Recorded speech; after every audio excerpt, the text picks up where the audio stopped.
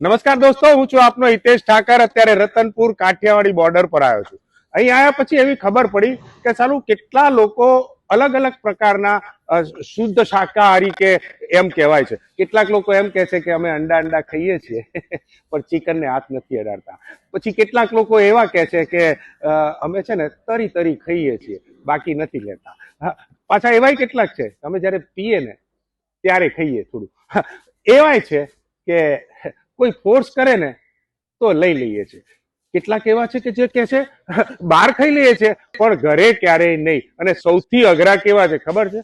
બુધ, શુક્ર અને રવિ ચાલે, બાકી નહીં। અને આવું વસ્તુ અમારે દારૂમાં આવ્યો। કેટલાક લોકો કહે છે નહીં, હું તો પાણી નાખતો જ નથી। કેટલાક કે હું માત્ર પાણી સોડામાં કે ન હોય ને ત્યાં સુધી હું પીતો જ નથી। આવા દારૂમાં હોય છે।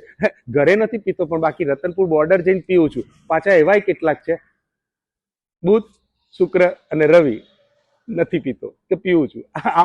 આવા લોકો તમે શું છો એમ કોને યાર?